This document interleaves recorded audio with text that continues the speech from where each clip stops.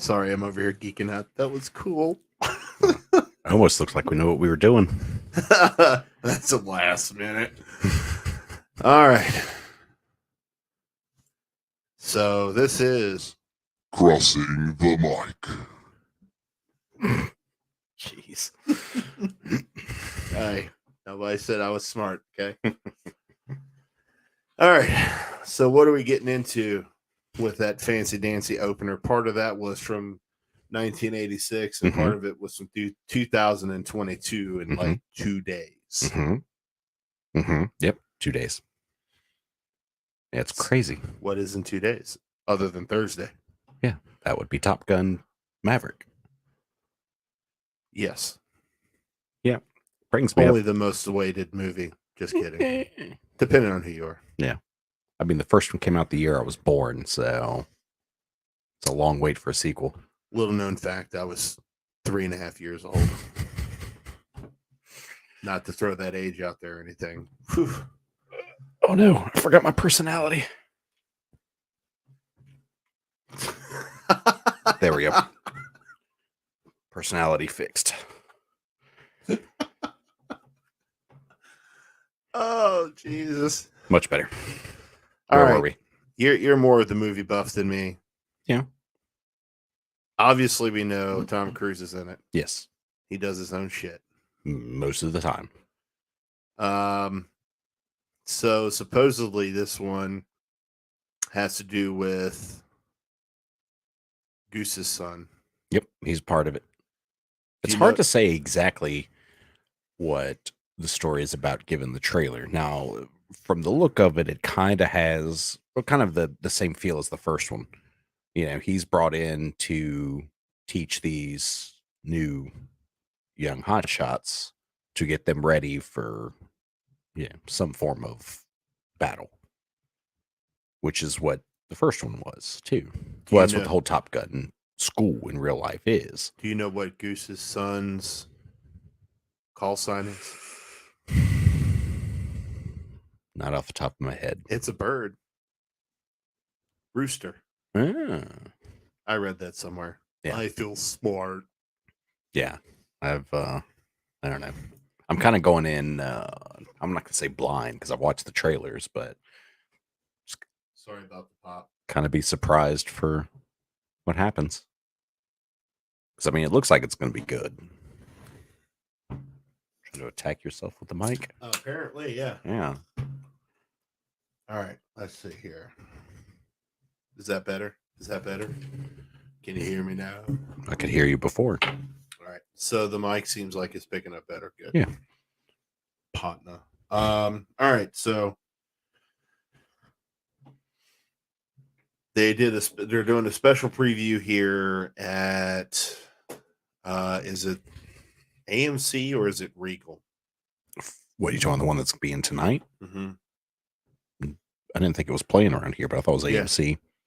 It is. It's just and then what do they call the one on? It's not opening night. What, Thursday? Yeah. It's just early screenings. I mean, they do it for every movie. Well, So bigger ones. we got a group of guys going together from our ironically enough full-time gig. Mm-hmm. I got 3 of those now apparently. So yeah, so that's the plan. Mm-hmm. We will definitely lost my train of thought. We'll definitely go over that a little bit in next week's show. Yeah. So excuse me. That was unintentional. Mm-hmm. I know everybody heard that. Anyway, let's go ahead and jump into this week's top 10.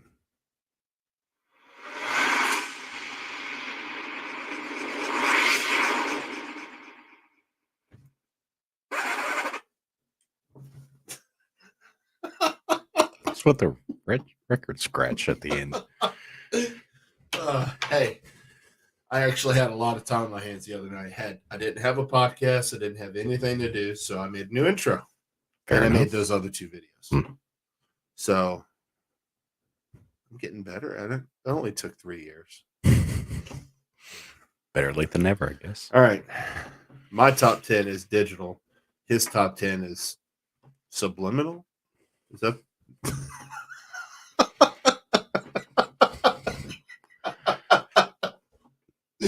No. Okay. Oh, apparently we're live. No, it's good my to know. YouTube notification says that, by the way. I watch myself. Look at that. And I listen to myself. I'm not going there. Hey, if I look in the mirror, it'll break. That's why I'm not looking at the camera. Yeah. All right. So you go ahead and start because it'll take me like a minute to pull mine up. Okay. I don't think this is going to be a traditional top 10 per se. No, it's going to be more moments and facts. Yeah. According to our friend. I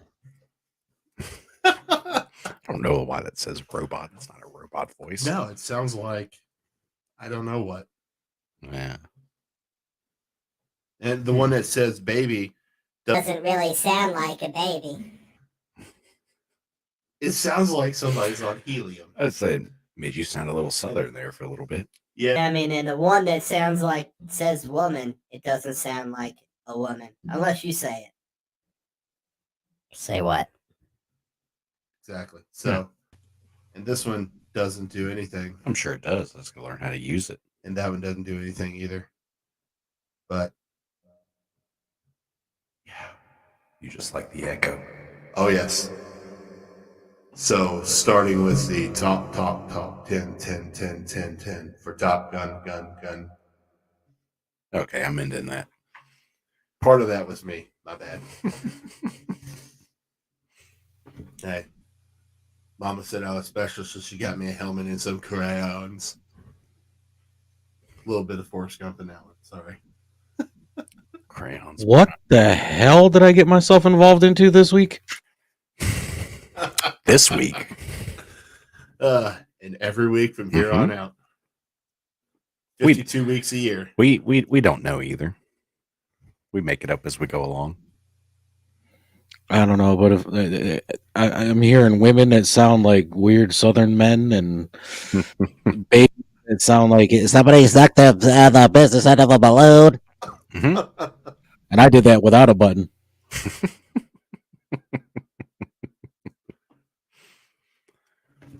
Yeah, go ahead. You go first there, Chieftain. Okay. I prepared for this one, actually. This is the only one I've prepared for. Okay. All right. So it's, like I said, it's not necessarily about the movie. It's just one of those things that I actually learned, from IMDb while I was watching the movie, is like at the actual Top Gun school, anytime someone there makes some reference to the movie, they have to pay a $5 fine every time. I hit the mic. Yeah. Yeah. That was your sound effect. So I saw that and thought that was hilarious. And I'm sure they made a lot of money that way. But that seems worth it. Nice. Well, I'm going to go with a little bit of fact, not something I just made up. Not for you, for me. I was about to say, I didn't make that up. No, but some of these that I have listed, I've made up. Yeah. So first one for me is that I didn't know this, but the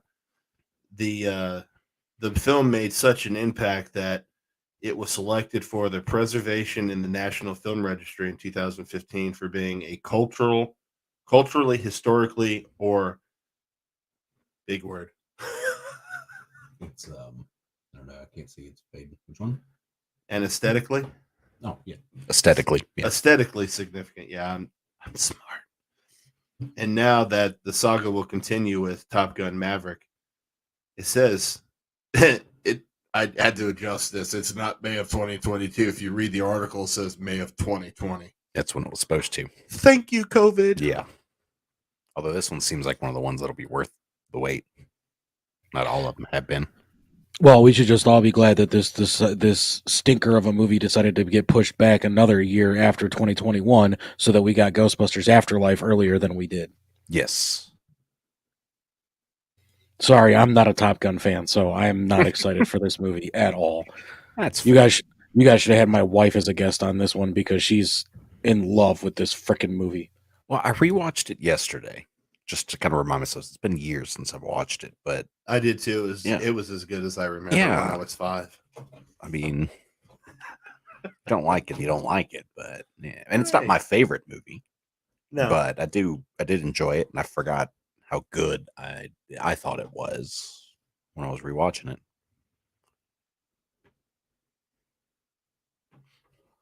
so that means you're up there, Chieftain. But in order for a film to be added into the registry for the Library of Congress, those films are nominated by the public, and then the Library of Congress reviews all the entries that are put in by the public, and the distinguished members of the National Film Preservation Board make the selection. Google Box working today. Mm-hmm. We won. Yeah. Nah, Sorry. that's awesome though. All the things you didn't know that Google can provide for you. Ghostbusters is in the registry, by the way. It should be. The original, not the 2016 garbage. Oh, sorry. All right, you're up. Danger Zone. Kenny Loggins? Yeah.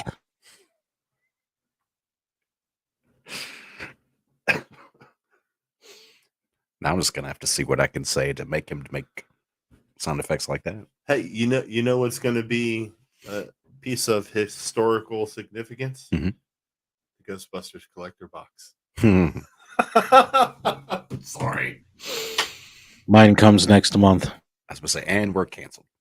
Yeah, we're canceled. So what about the song? It's iconic.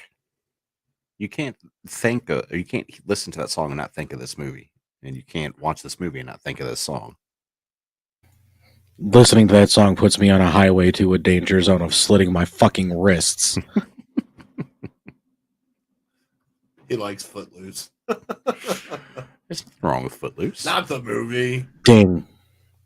I actually got to play Ren in production of Footloose. So yes, I am more in tune to Footloose than I am Top Gun. Pretty spot on.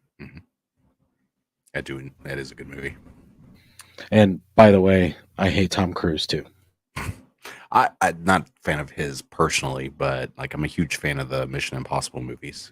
Thank you. So I'm not the only person that thinks No. the man needs to find a very deep dark hole and never come out of it until it's time to make a Mission Impossible movie. Then he can go back in the deep dark hole and he can live there with the rest of his Scientologist moron buddies. Yeah, They are they making a new Mission I Impossible. know the trailer movie. came out yesterday. I watched it. 2 more and then he's done. Yep.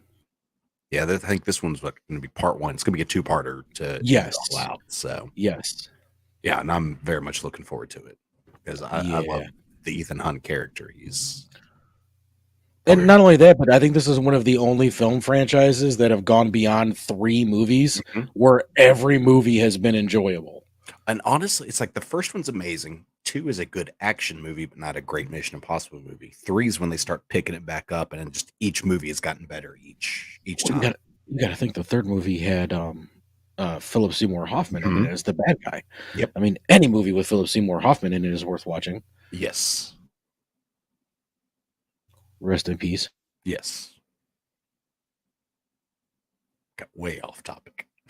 Tiny bit. All right.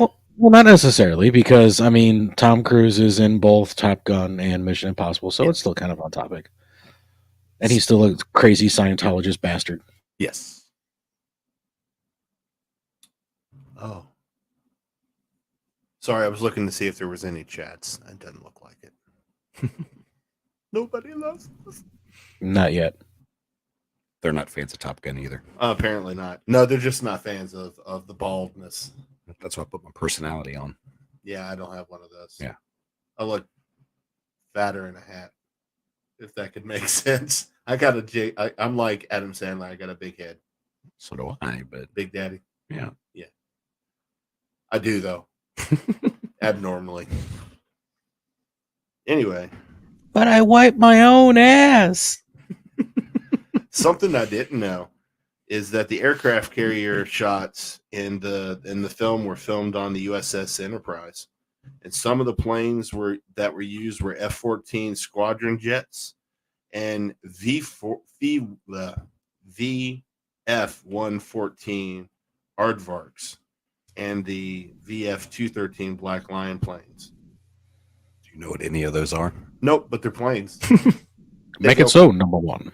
Mm-hmm. Damn it, Jim, I'm a doctor, not a pool man. That's what I know about the Enterprise. You had a real big conviction when you were reading those off. I was just curious if you knew. Oh, what they I'm were. just reading it line by line. Mm-hmm. I didn't write it. I stole it from Google. Well, you've seen the movie, so a V-14 is what they fly in Top Gun. It's a plane. Mm-hmm. It is. Does the plane go choo-choo?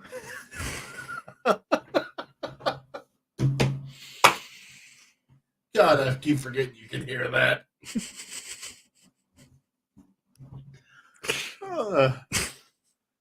This is only the first episode, you know? Of what?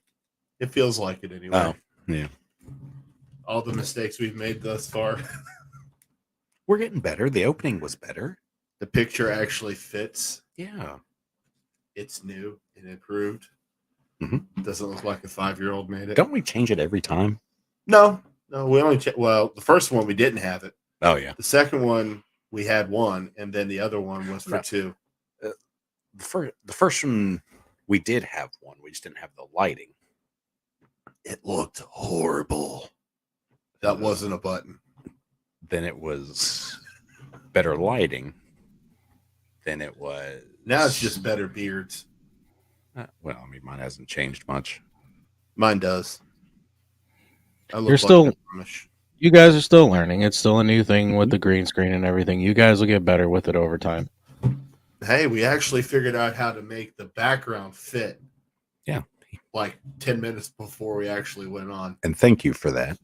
No, that's what I'm here for, guys. We were trying to figure it out, and I was like, let me just call him, okay? Yeah. It'll make it easier. I've even right-clicked on those things before and just never knew what. 5 seconds later, we're good. It is what it is. It's a learning process. Anyway, where were we? Were you done reading about the plane info? Yeah. I guess it's my turn. Yeah. Yeah. Don't mind me. I'm on an herbal kick. Green tea. From Japan. Not really. Maybe. I don't know. Taiwan, maybe? Sake. Wherever they get matcha from, that's what it is. Oh, I'm not a fan of matcha. Oh. It'd put hair in your ass. Too late. I didn't need to know that. Oh, you brought it up. Oh my God. Everywhere but my back and the top of my head. Hair. So you're saying it ran from the top of your head down to the crack of your ass? And skipped my back. Lucky bastard.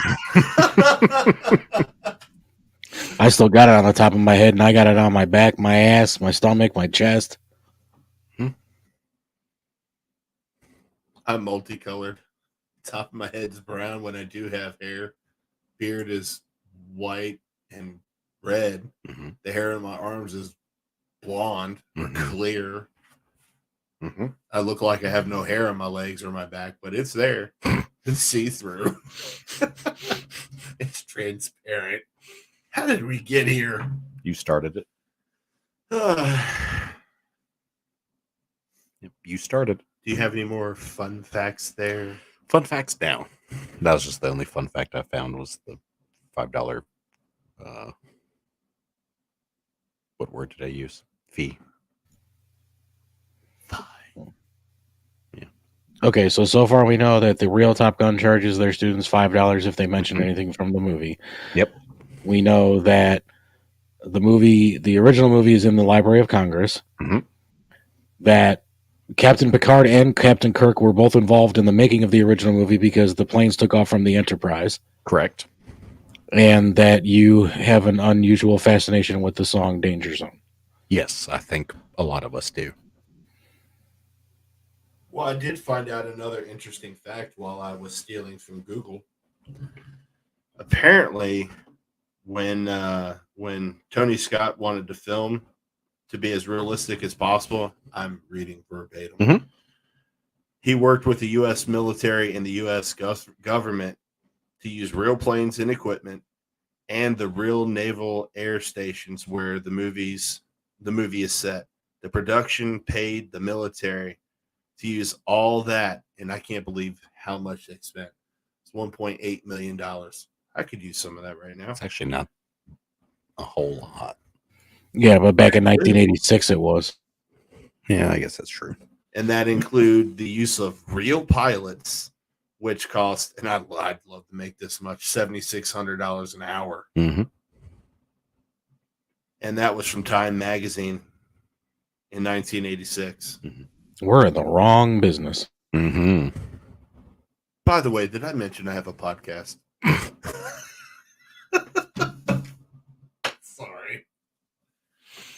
And I changed the name of the podcast, apparently. Mhm. Yeah. It's no longer Morning with Josh. It sounded very, very I was corny. That was only that for like a week. No, it was there for a little while. Yeah. Now it's the Limitless experience. Hey, think about it. Anything you can do can be limitless. Sure. God damn it. Now I need to change the whole sticker that I just got done designing for you guys. Seriously?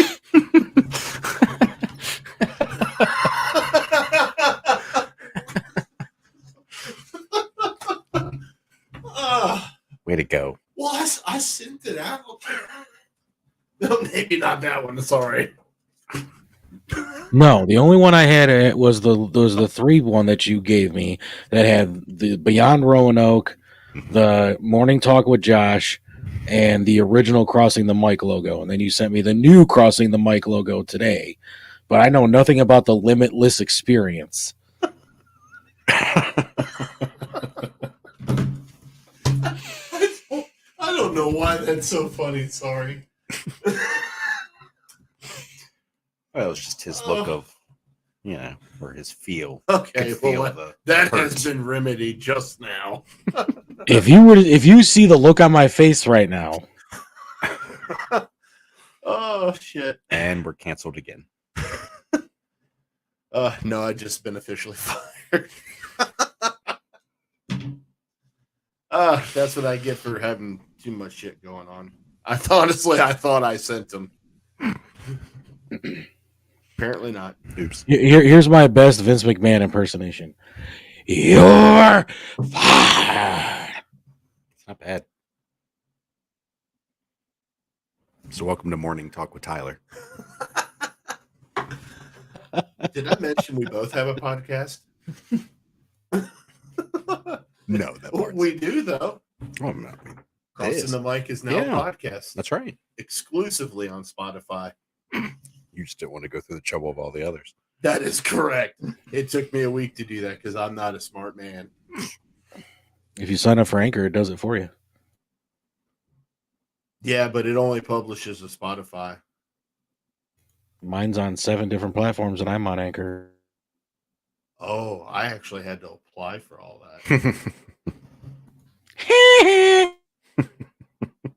But exclusively on Spotify sounds a little more. Yeah, it sounds good. Not, I was too lazy to go for any of the others.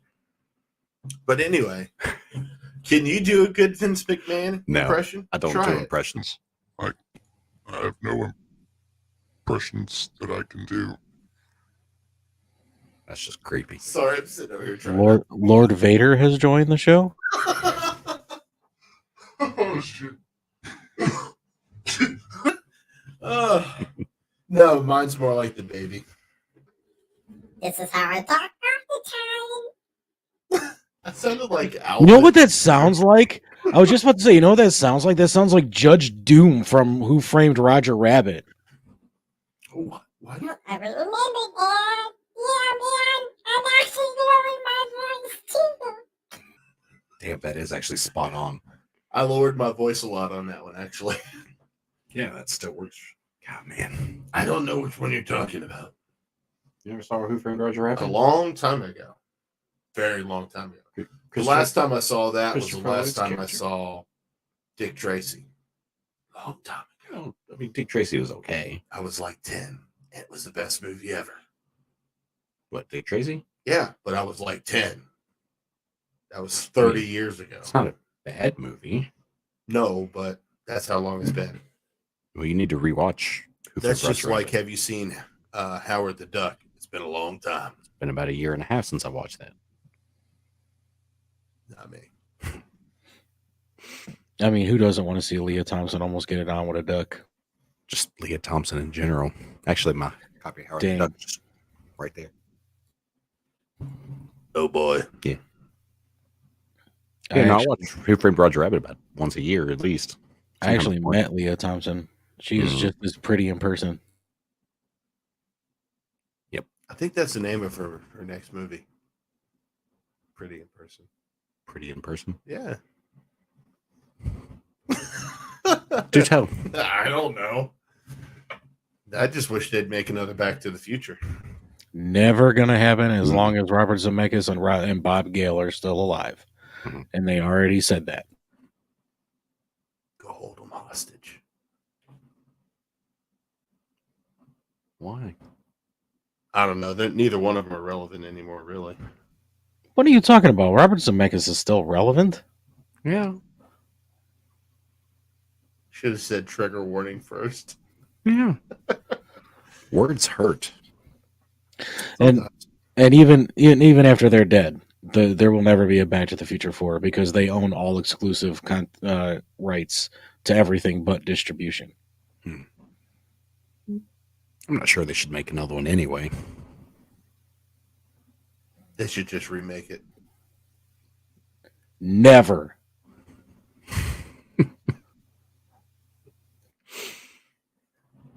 Who knows? Never say never. Anything's possible. As I said, Bob Gale and Bob Zemeckis own all rights to Back to the Future. No remakes, no sequels.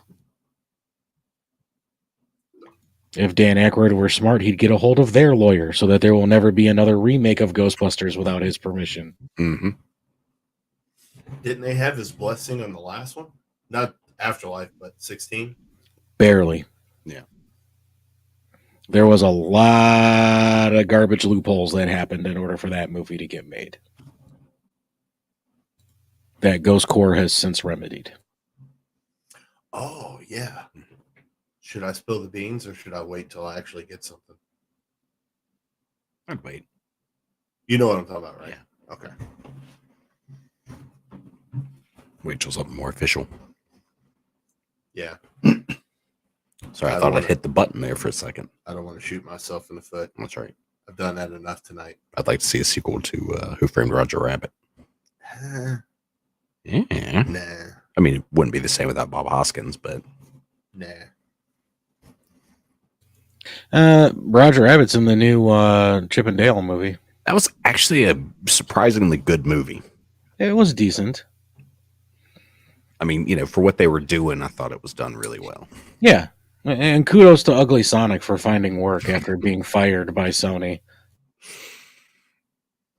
There's I'm hope gonna for have to go everyone. watch it, Yes, 'cause you are. I've not seen it.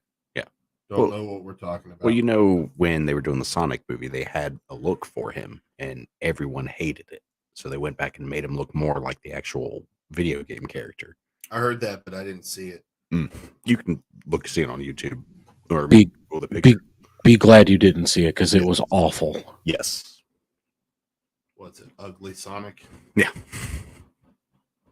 Oh, yeah. It's Ugly Sonic and Chip and Dale's Rescue Rangers. Mhm. Let's see. Oh, yeah. There it is right Yeah. there. That looks horrible. But yeah, now like I said, that movie, the new Chip and Dale movie, is surprisingly good for what they were going for. Brief reference to Ghostbusters in it, too. Mm-hmm. Shoot, there's a brief reference to me. Can you imagine how much money Disney had to pay for royalty rights for that movie? I mean, they had to pay South Park. They had to pay Warner Brothers. Mhm. And Warner Brothers had to just be like, wait a minute, the Marvel people want to use one of our characters? Charge them double. Yeah. Better yet, triple. It was a brilliant scene too. Oh, it really was. Yeah. I mean, they had to pay Universal. I mean, basically anybody that is not owned by Disney forked out a ton of money for this movie. And I'm so glad they did, because it actually is fairly enjoyable. Mm-hmm. It's like, I'm always hesitant when, they say they're going to do some kind of remake of, one of my childhood shows or movies. And then every now and then they do it to where it actually works out pretty well. And this is one of those movies. It had a Who Framed Roger Rabbit feel. Yes, that is Ugly Sonic. Yep, that is. I can see why. That is now your homework. Because Yeah. after this, you need to watch that movie. That won't happen till Thursday. But that's fine. Watch it Thursday. Before Top Gun. I expect a report on Friday. So, what? Damn straight. I won't even see you Friday. There is this wonderful thing called modern technology where you can pick up a phone and go, "Hey, Tyler, saw Chippendale. Not bad." Actually, I'll see you, Thursday night for Top Gun, so you can tell me then. I will forget. 1,000 words, double spaced. Times New Roman font? Of course. Okay. Yeah, I prefer Comic Sans. 12 Sorry. size. Anyway, where were we? I don't know. This show has gone completely off the rail. But anyway, you're giving your top 10 on Top Gun. I believe we left off after planes, I believe. Mm-hmm. Oh, yeah. It was using actual pilots. Yes.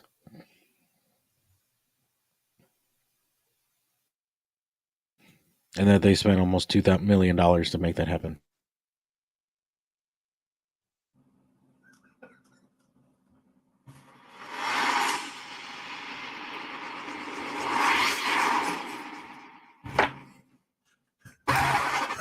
Why was I doing that? I don't know. Okay. It was a reboot. The sequel? No. You didn't have to wait 35 years for that. Only 5 minutes. Yeah. Yeah, I don't know. I'm curious about your facts. Keep going. Well, here, I'll even let you read one. That one right there. Which one? Any up? The How much they made? Yeah. Almost $357 million on a $15 million budget.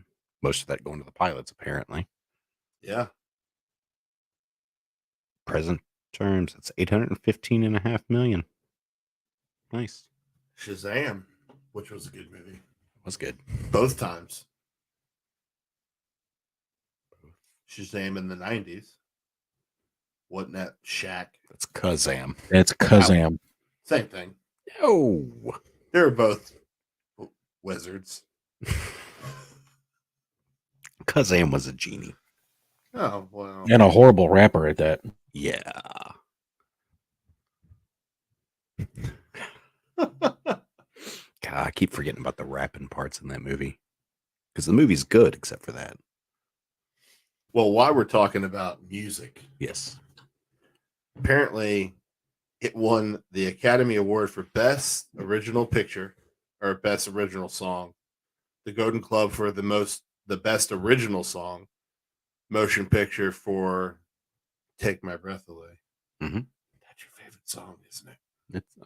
I enjoy it. Yeah. Sorry, I just had a thought pop in my head. I'm not going to say it. Why? This is a safe zone. No, it's not. Is that what you play at night? To go to sleep? Yeah. Sure. The look you're giving me right Just wondering now. if you were going somewhere else with that. I was trying to keep it PG. Since when? We've Since never. already had fuck on here twice. We can't even do PG-13. That's all I got to say about that. Uh-oh. Okay. Okay, so I can see why that song won, because I just looked up the nominees that it was up against. Glory of Love by David Foster and Peter Cetera. Life in a Looking Glass by Harry Mancini, who is the guy that did the score for Friday the 13th. Somewhere Out There by Somewhere Out There. It beat Somewhere Out There from American Tail. Oh, I can see why. now And then Mean Green Mother from Outer Space. I can just imagine what movie that song was. that's oh my God, Little Shop of Horrors, Oh, that explains a lot. which is a phenomenal movie. Yes, it is. But yeah, so the only competition it had was Somewhere Out There from An American Tail. And it probably didn't win because it was an animated movie. Oh, that reminds me, the voice actor for Fiefel's going to be in Raleigh in July.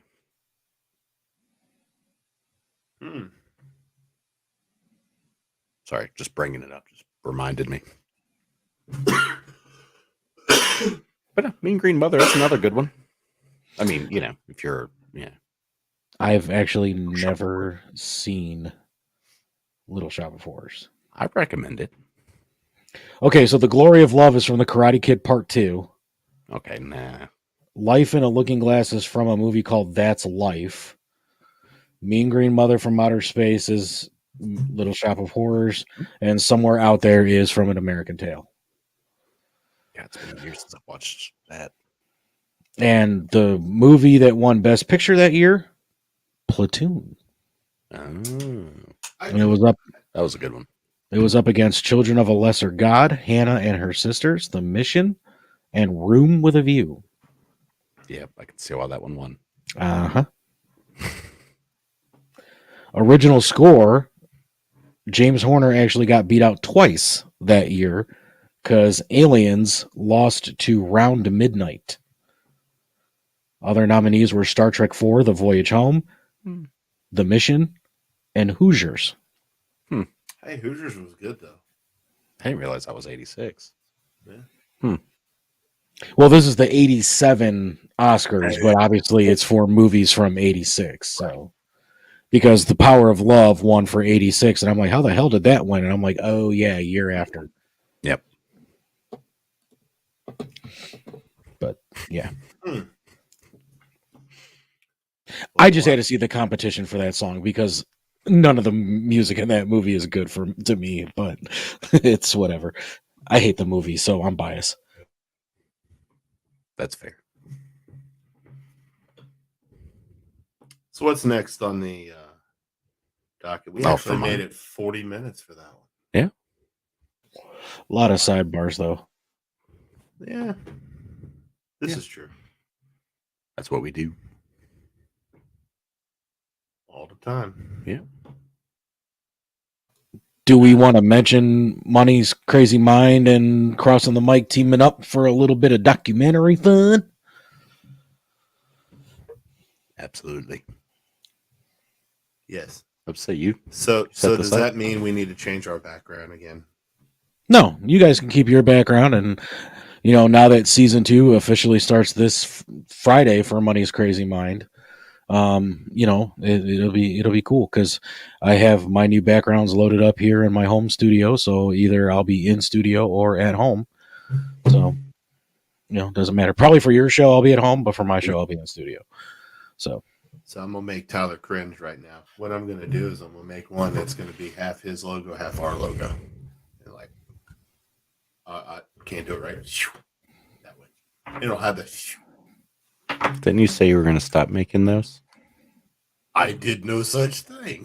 Just after I spent 45 minutes trying to get the new stuff set out. This is true. but yeah, Well, if so it took 45 minutes instead of 2 hours this time means a progress. ding. But yeah, so for everybody out there in podcast land, Money's Crazy Mind and Crossing the Mic is going to be teaming up to look at a true crime documentary, which is something I do every so often on Money's Crazy Mind. And we're going to be looking into the documentary.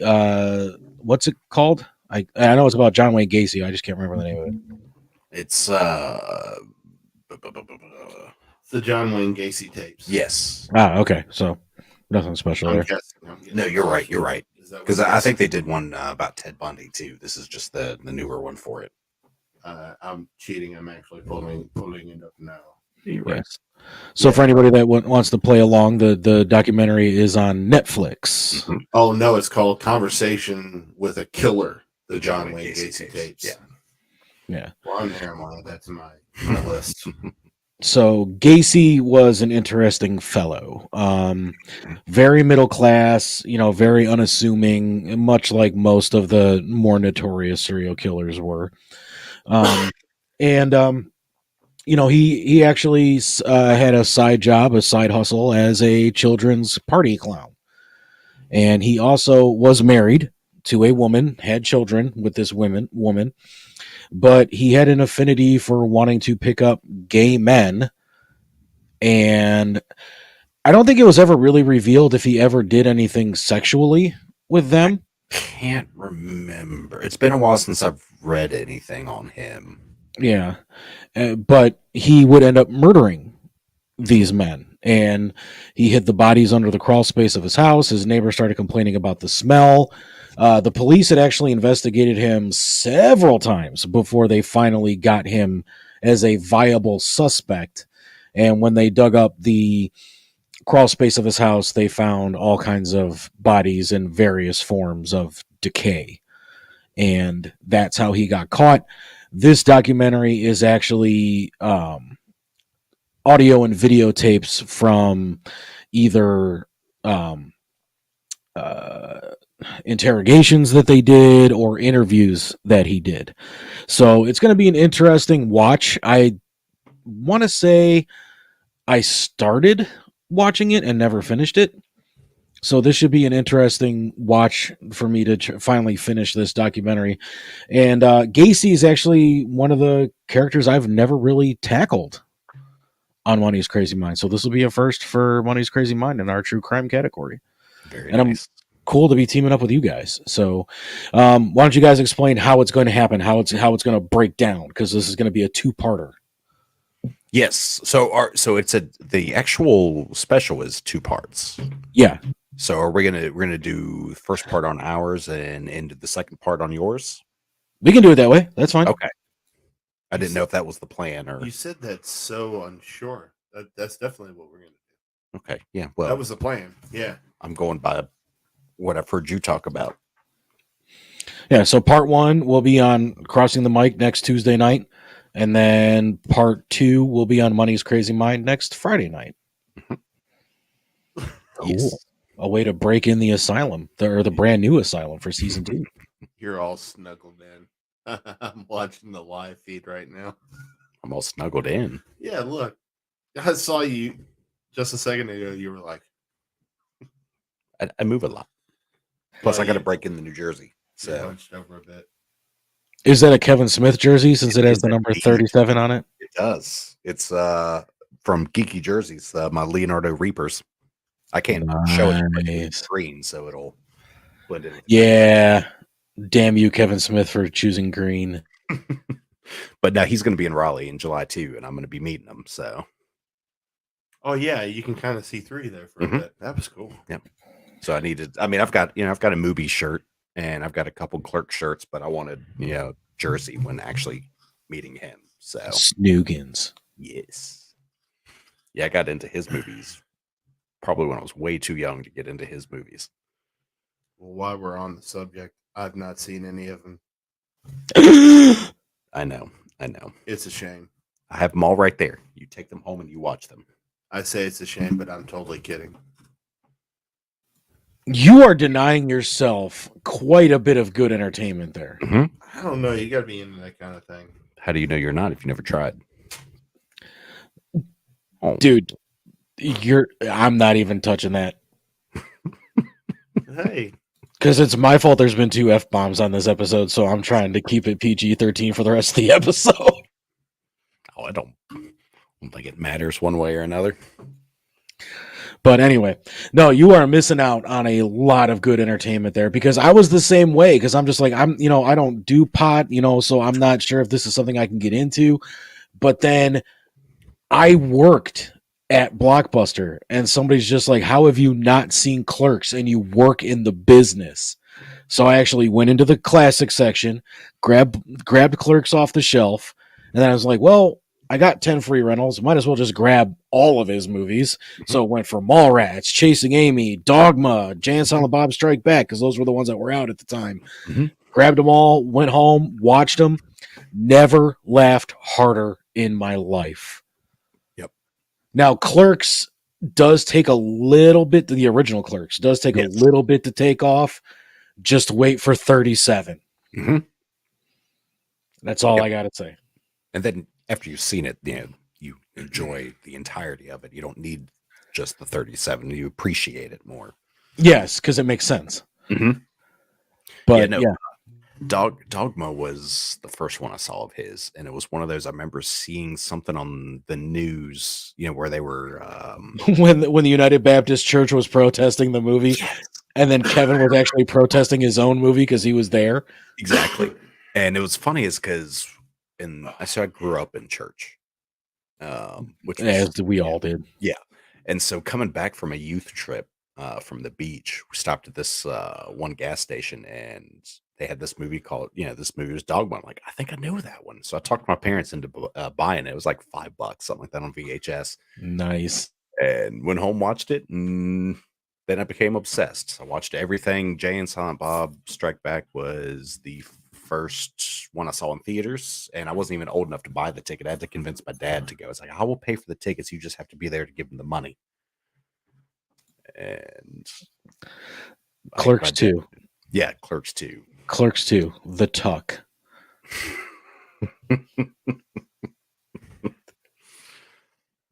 You've got to watch these, man. Seriously. I'll let you borrow them. Maybe one. Just the View Askew universe. Like you can hold off on some of the other stuff, but the View Askew universe is required watching. I mean, Jersey Girl is a great movie. Don't get me wrong. I love Jersey Girl. Tusk is obviously amazing. What was the other? Red State is good too. That one surprised me because mainly as I forgot it was a Kevin Smith movie for the longest time. Yeah, his foray into horror. And obviously Yoga Hosers is great. But Jay and Silent Bob reboot, amazing. So good. But he actually told that story about him protesting his own movie in one of his stand-ups. Yes, which his stand-ups are great to watch. Oh, they're awesome. Oh, man. But yeah, he's like, we show up and our signs have sparklies and glitter and all kinds of production value. We get there and everybody else, it looks like they just had a pizza box sitting in the front seat of their car. They just ripped the top off of it and wrote "God hates fags" on it and just stood there with like Sharpie, like no glitter, no glue, no sparkles, no nothing. And then all of a sudden, like some reporter comes up to Kevin and is like, well, why are you protesting the movie? Oh, I just heard it was really bad. What's your name? Scott Mosier. Scott Mosier is his best friend and producer. But obviously he couldn't put on the news that Kevin Smith was protesting his own movie, although the news kind of figured it out pretty quick. Are you him? No, that's some other guy. I've heard I look like him though. Now, I don't know. I'm more of some of the National Lampoon stuff like Stripes. Well, yeah, no. Animal also, House. you can enjoy those and these others too. You can like foray slapstick into comedy. other movies. I like slapstick comedy. So do I. Oh, there's tons of slapstick in these, dude. I mean, they get chased around the mall they get chased around the mall by a security guard, and Kevin Smith pulls out a Batman utility belt to escape. So Paul Blart was a remake? Kinda. Actually, now that we're talking about it, I'm going to go a little early for some of the collectible thing. He pulls out one of these. Yes, exactly. And Jay Muse is like, where do you get those wonderful little toys? And then kisses him on the cheek.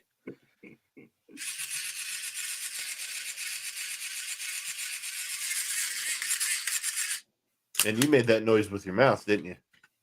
Nope. It's my grappling hook.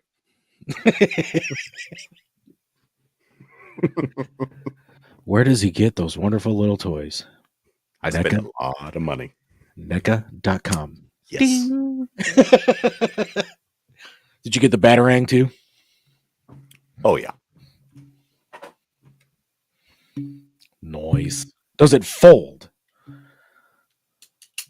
Oh yeah.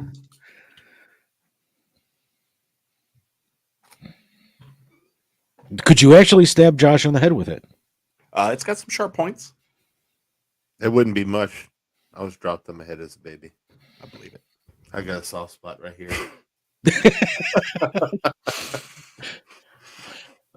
But yeah, no, seriously, you are doing yourself a disservice by not watching the Kevin Smith movies. They are genuinely funny. I will have to look into it. Did you ever see Cop Out? Oh, I forgot about Cop Out. That was a Kevin Smith movie? Mhm. He directed Bruce it. He did Willis? not. Yep. Yeah. Actually, I like that movie a lot. Yeah. He directed it, but he did not write it. The Coen brothers wrote it. Yes. But I liked it mainly, not only because of the way the movie was written, but I liked the people who were in it. Yeah. It's a good movie. Especially now that he's not going to be acting anymore. Mm-hmm. Yeah, it's an underrated movie. I thought the movie was hilarious. Yes. So you can say you've seen a Kevin Smith movie now. Now I you didn't can know move that on it to was. others. Did I mean, you I watch? don't- Did you watch Arrow? What's that? TV show. The Green Arrow TV show? It's one of No, those CW shows. I tried to. I never really got into it. I thought it was boring. Blasphemy. Did you Just watch watch The Flash or Supergirl? Sadly, no. I've seen Blasphemy. bits and pieces of the Flash, but I was so far behind it, I wasn't willing to get caught up on it. Well, it's all able to now. Now, I mean, I've seen stuff like, and I don't know if he's directed any of it, but like Stargirl, I've seen that. He hasn't done Stargirl, but he's directed some episodes of The Flash and Supergirl. And he did a couple Arrow too in the later part of Oh, Arrow. that's right. He did. Yeah, I didn't see. I've seen clips, but I've never actually sat down and watched a full episode. You should. Degrassi? No, God, I know what that is. No, I never did see that. He directed an episode, Jay and Silent Bob Go to Degrassi. Is that what that was called? There's actually been quite a few episodes that they were in, because in Degrassi: The Next Generation, they did like a whole 3-part special where Kevin Smith was trying to date the principal as himself. Was that the one that Alanis Morissette was in? Or is that the first one? Because he was directing a movie there. Yeah, and that, I think it was Jay and Silent Bob Strike Back, actually, or maybe it was Jersey Girl. Something like that. Yeah, but no, he was up there shooting, and they're like, "Hey, we hear you like Degrassi. You want to come be on it, eh?" And he goes, "Yeah, eh."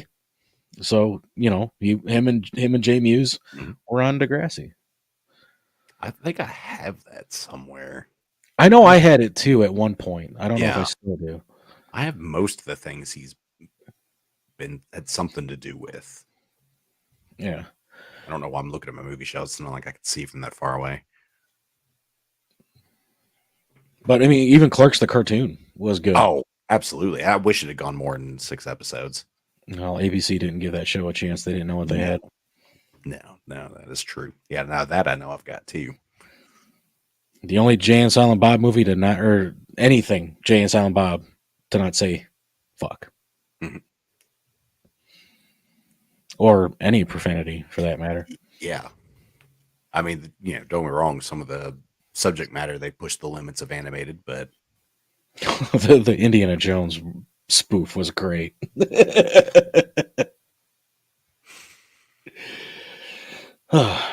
Anything else? Talk about Top Gun? No, I think that ship sailed. Was it the Enterprise, since they used it in the movie? Negative. Make it so. what do you think? Break time? Oh, well. Yeah, because that'll give me time to work on that thing. Mm-hmm. Might as well. It's only 4 minutes away. Yeah. Okay. Okay. Take us to break, homeboy. We're going to go to break. Brown chicken. Be back in 10. Hey. Booyah. Don't forget to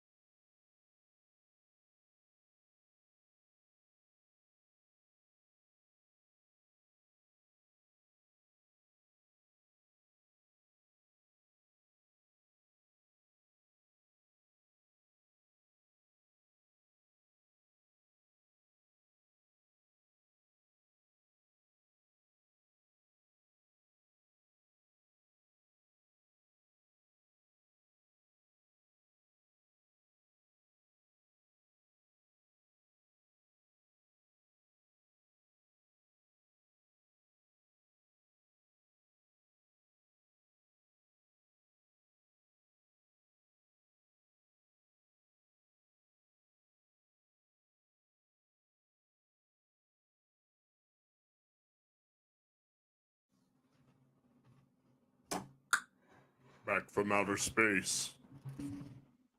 Sorry. All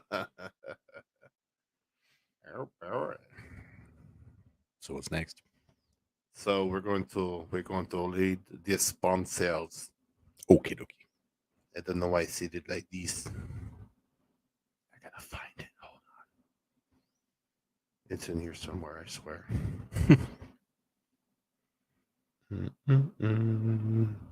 Is it? There it is. Okay.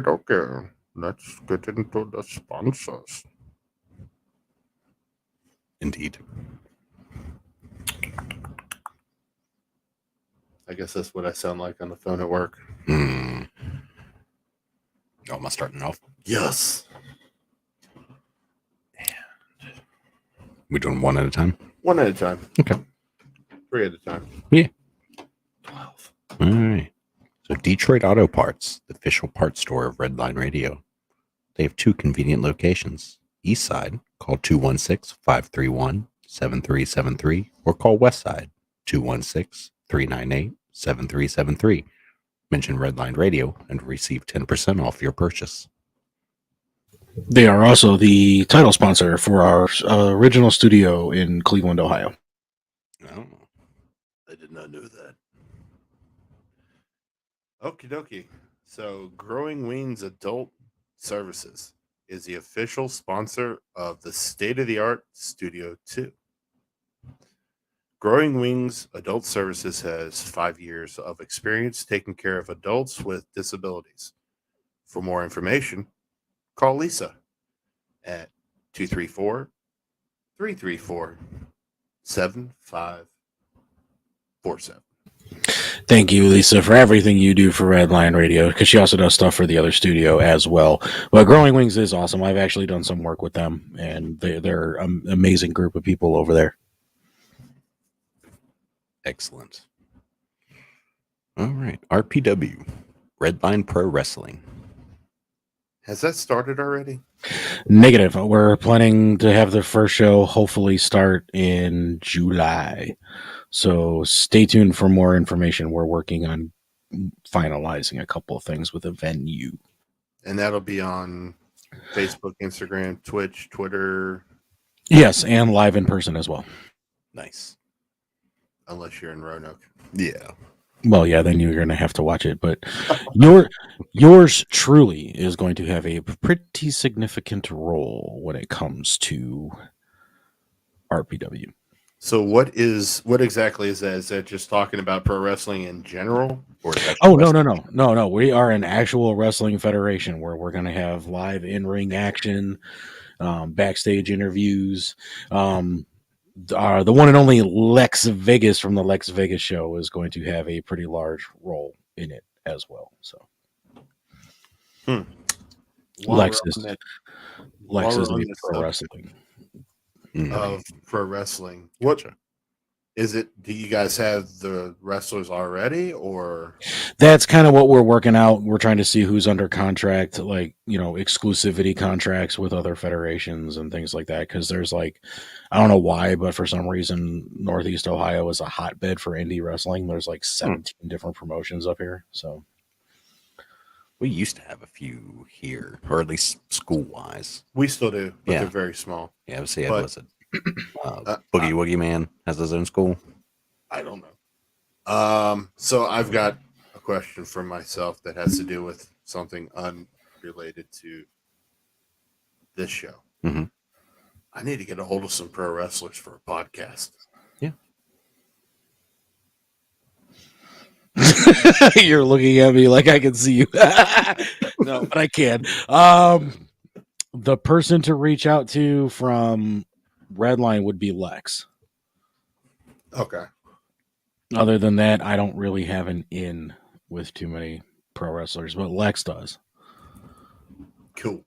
Yeah, because Lex is a trying to retire pro wrestler. So that's actually how Lex and I met, was through wrestling back in the day when I was trying to do my best Joey Styles impression.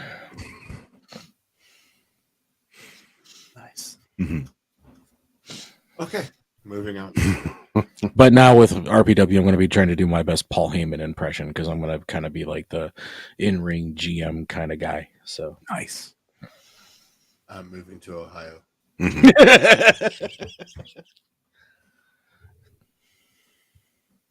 Moving on. Yeah. These are not the droids you're looking for. Crystal Clean Cleaning Services. Skip. No. They're RV not- parts. No, you must have gotten an old list.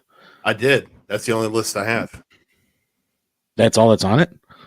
No, I mean it's got a Oh. whole bunch of stuff, but Yeah, so skip RV parts, skip Crystal Clean. What's the next one? Graber. Good. Oh, am I reading this one? I guess so. All right. Graber Machine and Tools, the official hotline sponsor of Redline Radio, located at 313 Clark Street, Elyria, Ohio. Did I pronounce that correctly? Illyria? Yes. Yeah. Okay. You can call them today at 440-322-3685. Yes. And when you call the Graper Machine Tool hotline, that is for the Detroit Auto Parts Studios. Pit Road Diecast. Good. That's a good one. For all your diecast needs, call 216-355-2347. Mention they- Redline Radio and receive 10% off your in-store order. Yes. They are the official sponsors of Crank It Up and the Steel City Renegades. All right.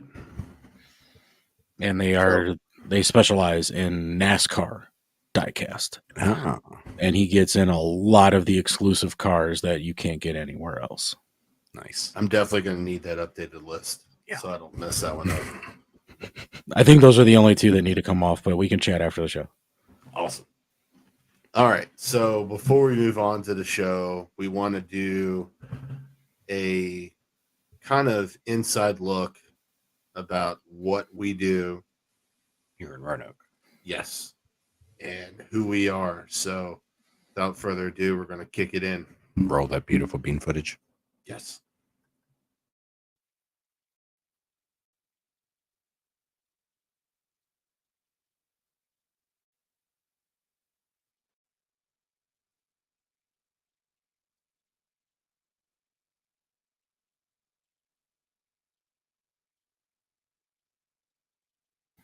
Just so you guys know, there is no sound. Oh, he's working on it. There it is.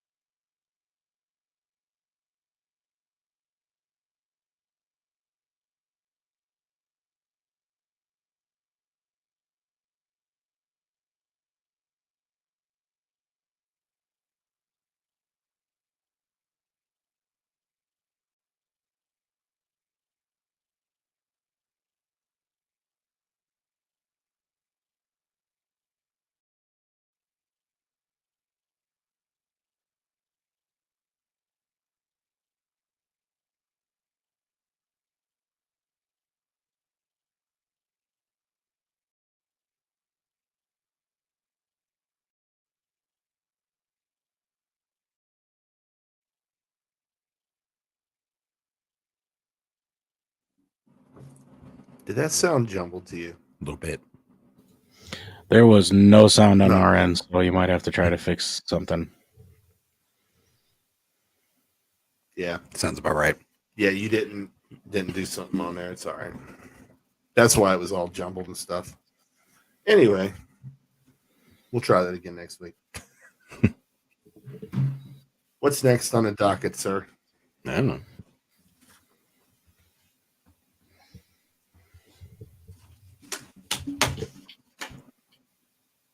What There's next? our huh? What we doing next? Collectibles? Pick one. It don't matter. Okay. You want to do all the see all the where all my money goes to? I kind of already know that one. They don't. Hookers and Blow doesn't count as a collectible, sir. No comment. No, there's comment. Nope. There's comment. You've already seen one of them. That's right. And the other one is that Ghostbusters collectible. Yes. So like I said, I've already shown that, but I just want to show it's so cool. 89 grappling hook. That was the thing I shot off earlier when we were talking mall rats. Saw the batarang there. The first So one. this is Batman themed, if you hadn't picked up on that. And I got a lot more Batman themed stuff than I do much other stuff. Shouldn't you be wearing your Batman cowl? That I don't have. That's way too expensive. So then we got another grappling hook, but from the animated series. Oh, that is badass. And Nice. there we go. I had to hook it back in. Oh, shoot. Forgot to get some of that stuff from over there. Oh, well, I'll get it in a second. This is my newest acquisition. It's the Batman Beyond one. Yeah, buddy. I think it should glow red personally, but Well, it's glowing blue when it's messing with your green screen. I know. Hang on. I did. I meant to grab it during break, but I forgot. I got to get the statues.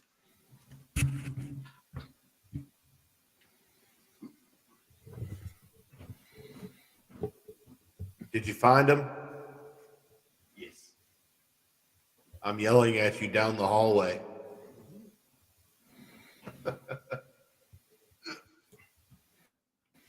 I'm going to take that button away from you. Yeah, too bad he can't hear you. Nope. I missed. What I missed. He says he's gonna take the button away from me. I put it on hallway. If only that easy. Yeah, I got a lot of Batman 89 stuff on this just because, again, one of my favorites. And what does the little thing on the back of his head do? Looks like he's trying to blow out birthday cake. His eyes move. Oh. Okay. Yeah. I don't know. Some of these I've only just now taken out of the box for this specific reason. I mean, nothing about mint condition or anything. I just never had anywhere to actually display it. So now I got to. You want to get nuts? Come on, let's get nuts. Another 89. Is that one of the NECA statues? Think so. I've got quite a few NECA stuff. They have some of the better stuff that's out there. I know McFarlane is putting out an 89 statue. Oh, then I'll have to get that too. And I've got some of the Lego stuff. I got the 89 Batmobile, Batwing, some of the other stuff there. This one I really enjoy. Oh, nice. Batman Red Death. What did you think of the original metal? I enjoyed it personally. It was cool seeing all the different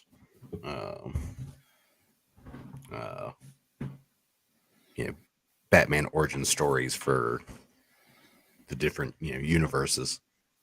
Yeah.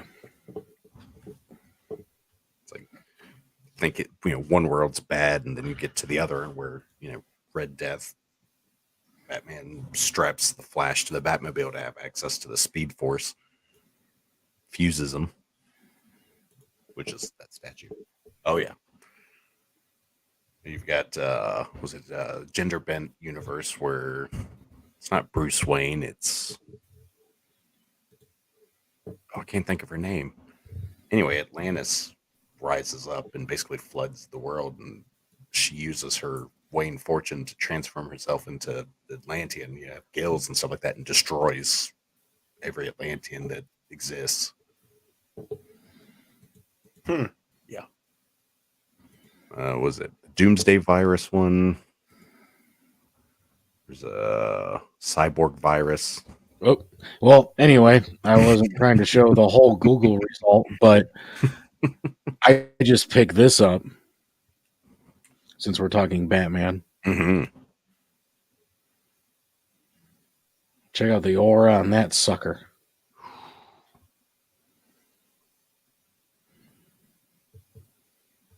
Yes, that is nice.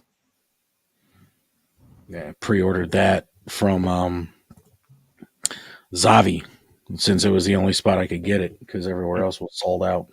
I believe it. But yeah, no, that is probably next to the Three Jokers Batman figure. Mhm. That is probably one of my favorites that he's done.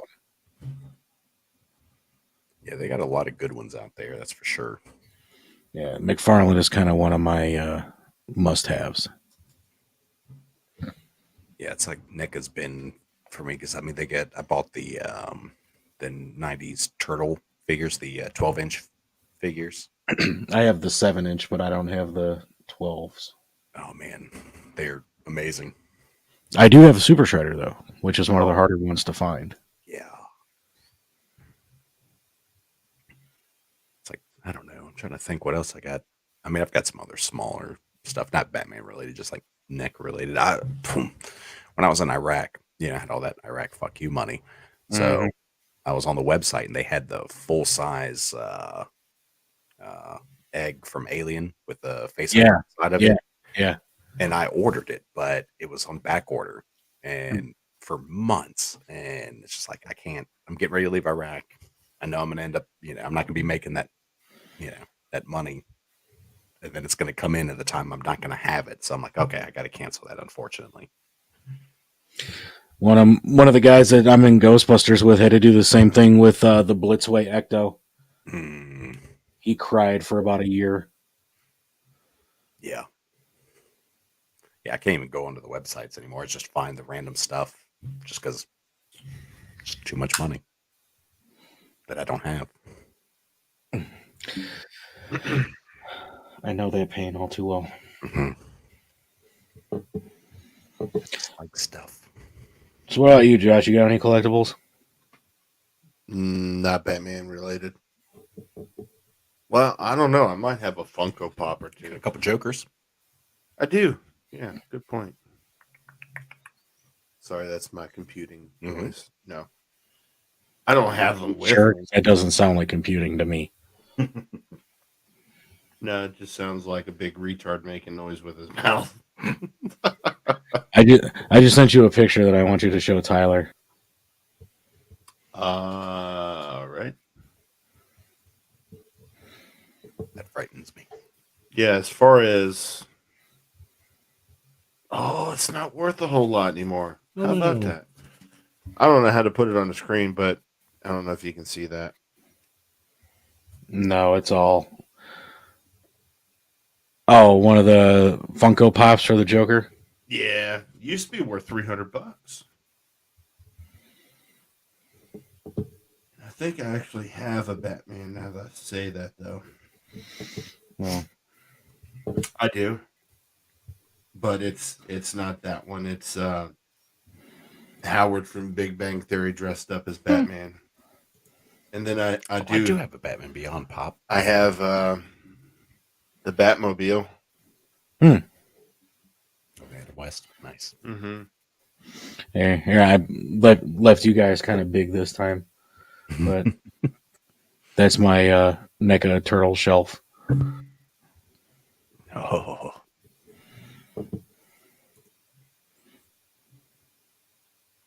That's pretty. This was my favorite. Hang on. There we go. Oh, you're good.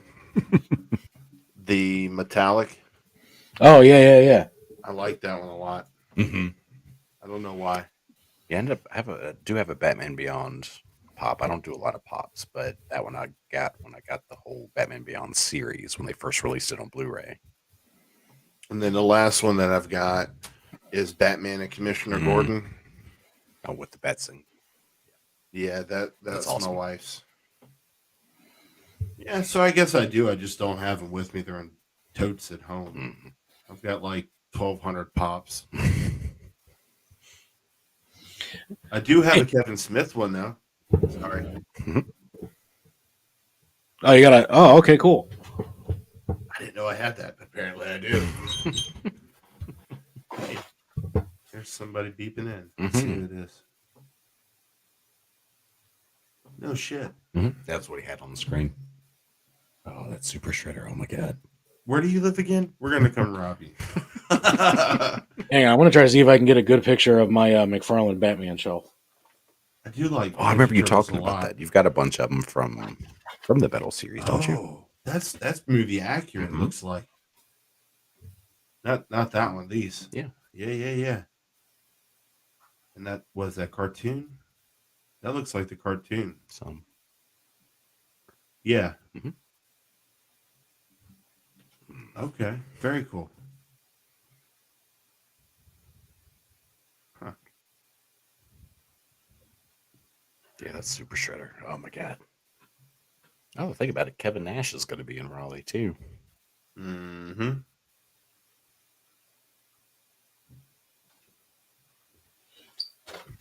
Actually, that may not be. Oh goodness. All right.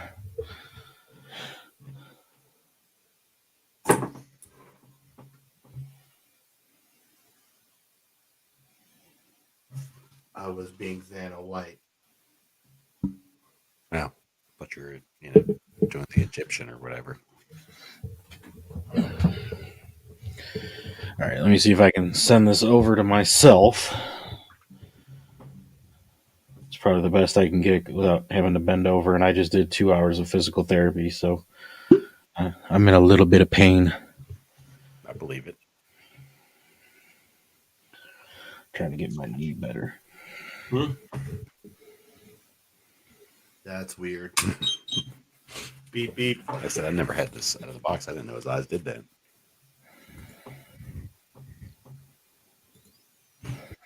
Okay. Oh, good lord. Ow. I heard that. All right, it's on the screen. Yeah, that Batman Who Laughs. That was a hard one to come by too. I believe it. Oh, is that the it's Killing Joke Joker? Yep, the three Joker figures are in the front. Those are the ones from the Three Jokers comic. Which was a good comic. Oh yeah, and then that's the Three Jokers Batman next to him. Mm-hmm.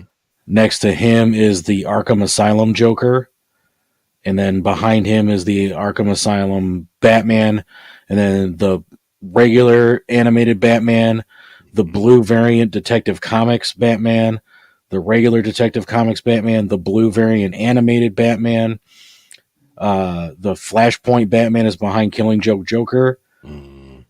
Dark Knight's Metal Batman is behind him.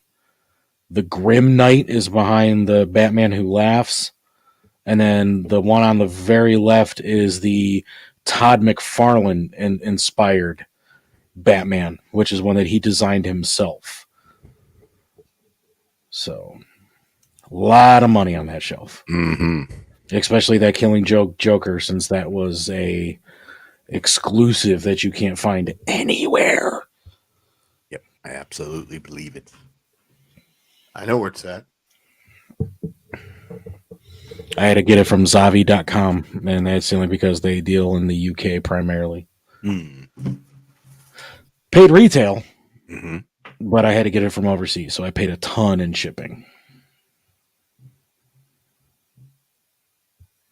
No, that's awesome. Word. Yeah. All right, so that killed ironically enough, 30 minutes. Mm-hmm. Okay.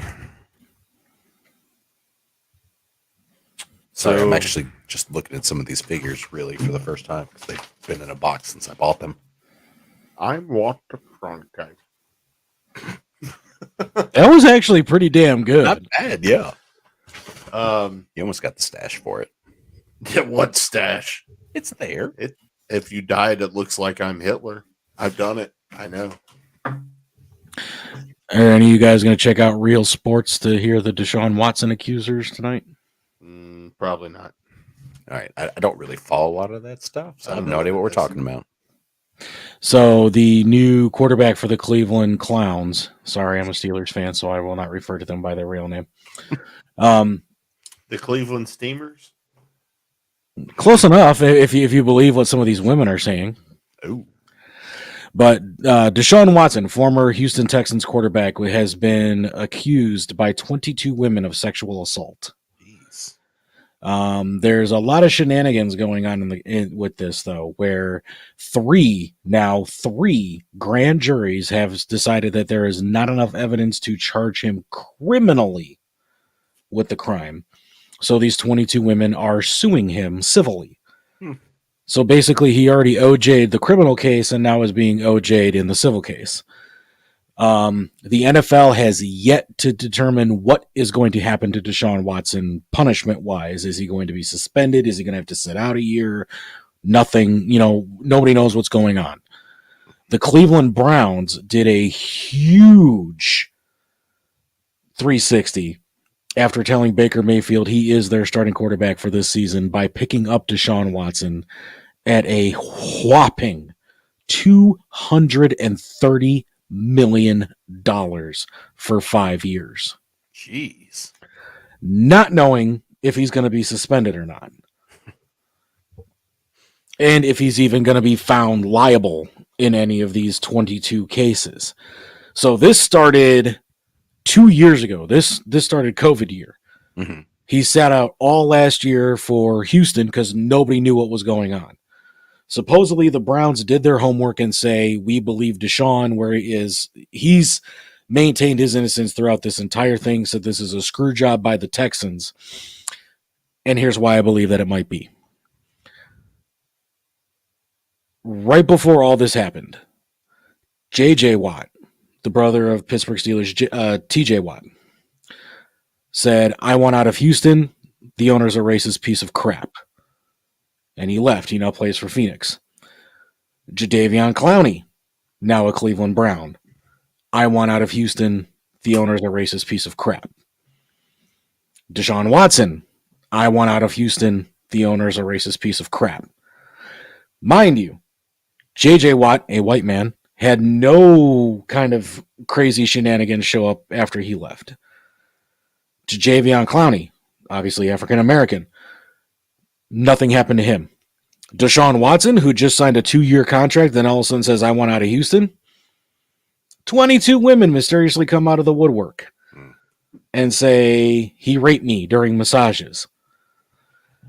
Here's the crazy thing. The phone that Deshaun Watson owned by the Houston Texans, which means they could have geolocated anything that they wanted to on his phone. The lawyer, now mind you, I do a lot of true crime on my show. Never in any of the stories have I heard that the same lawyer had 22 plaintiffs. That was not a class action lawsuit. But one lawyer, 22 plaintiffs, one Deshaun Watson, and it's the same lawyer for all 22 girls. And, ironically, he's the next door neighbor of the owner of the Houston Texans. There's definitely something going on. Smell that? Smells like bullshit. But anyway, 2 of these women are coming out on Real Sports with whoever the host is on HBO tonight. So obviously, everybody here in Cleveland that's a Clowns fan is pretty much tuning in to see what these women are saying. Because this is the first time. I mean, you can go online and look at the lawsuits, and most of it sounds like garbage anyway. And the judge has already thrown out 3 cases saying that there's nothing here. So we'll see what happens. But supposedly the league is also supposed to make the determination whether or not he's going to be suspended by the end of this week, too, since Monday is a holiday. So, but I was just curious. I didn't know if you guys were sports fans or not. So, Hockey's about the only thing I really even somewhat keep up with, and I've been out of it for a couple Years. seasons. Yeah. Well, it was hard to keep up with some of the stuff in Iraq, and then when I got back, I watched some. I haven't been to any of our local teams. Oh, well, we'll this be going year because I've got a Mhm. podcast set that we did with The Voice, I guess is what he called it, the announcer Mhm. for the Roanoke Rail Yard Dogs. And I'm actually in the process of setting up a podcast with the one of the captains. Nice. Yeah, no, I have no idea who's on the team now. Like, before I went to Iraq, I went to every game. I knew exactly who was on the team. It's been years. I don't think anyone. I can tell you how you can find out. Listen to the podcast. Just listen to the podcast. Nice. So, what do we have coming up next week? You kind of, we've already kind of touched on decided it. Decided it while we're at work. Yeah, we're next week's John Wayne Gacy. Talking about that Netflix special. Or we're talking about 2 weeks from now.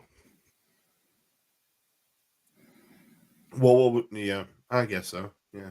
Well, we were going to touch on earmuffs, Top Gun. Oh yeah, well, I mean, okay. he doesn't care about spoilers. He's not going to see it. Well, my wife and her mom already have their tickets, so I mean, let them go, let their ears bleed for 2 hours. I think 2 hours and 15 minutes, if I'm not mistaken. but I mean, Sonic 2 was 2 hours and 10 minutes, and I'm just like, wow, you really fit that much Sonic into. But the movie was excellent. Good. Yes, it's actually on Paramount Plus. Paramount Plus. It just debuted today. Mm-hmm. That's how I watched it. Yep.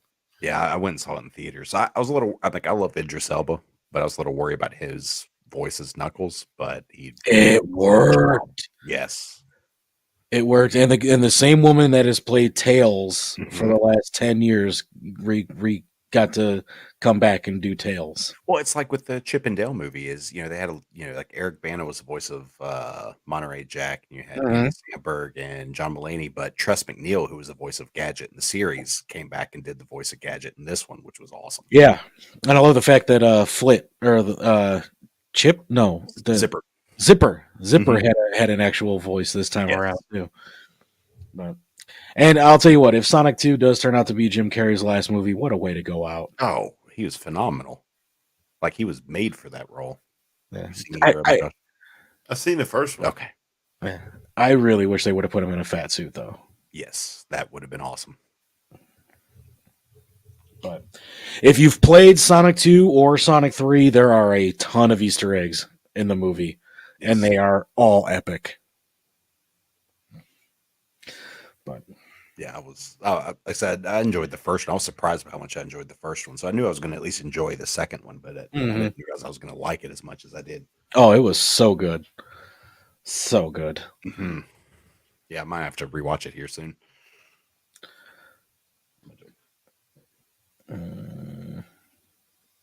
But any of you guys fans of the movie Drop Dead Fred by any chance? No, I have not watched that movie in years. Probably a decade. Vinegar Syndrome just put out a 30th anniversary Blu-ray. Ooh. And it comes with really awesome cover art and really awesome stuff on it. My only complaint, no 5.1. Oh. But it's a 2K transfer. So the film is looking pretty good for it being from 1993. And of course you have phenomenal cast. Carrie Fisher, Phoebe Cates, Rick Mayall in his only American role ever. God rest his soul. But I'm actually going to be doing a 30th anniversary retrospective of Drop Dead Fred this Friday night. Is that out to buy now, or is that coming out? It is available to buy. Okay. If I were you, I would wait until Friday because Vinegar Syndrome is doing their halfway to Black Friday sale starting this Friday. Ooh. Okay. Yep. I'll wait till Friday. But it is the only time Drop Dead Fred has been available on Blu-ray Mhm. in the United States ever. Nice. And a ton of special features. Yeah. Ton of special features. Yep. I'll have to get that. Yeah. It's been way too long since I've watched that movie. It's has a very big cult following, and it's shocking because a lot of the times when some of the people involved with that movie, Carrie Fisher including, when she was alive, people would come up to her and mention Drop Dead Fred over Star Wars, which is shocking because Star Wars is Star Wars. Yeah. Drop Dead Fred was a little movie that you wouldn't think anybody would remember. But it is just such a great film. And like I've always been a fan of Drop Dead Fred. You can go to Amazon right now and look up Drop Dead Fred on DVD and be shocked at the prices. I actually went to a record exchange. I don't know if you have like a buy sell trade kind of place that we have here in the States. We may still, but I don't know where. $80 they wanted for a DVD of Drop Dead Fred. Oh man. So when I heard that Vinegar Syndrome was putting out a DVD or a Blu-ray, I'm like, I'll wait for Blu-ray. Thanks. Yeah, I've spent some money on some movies that came out, when I was a kid that, hard to find now. You ever seen a movie called Stay Tuned with John Ritter? Yes. Oh man. I ended up spending like $75 to get that movie on DVD. I don't think there's a Blu-ray for it yet, but no. But shockingly, that movie. Shockingly, a John Bluth movie, like the guy that did Land Before Time, American Tail. Yeah. Rockadoodle. Oh, Rockadoodle. I can't find that movie anywhere. I think it's streaming on an app. I can't remember which one. I think HBO. Don't quote me on that.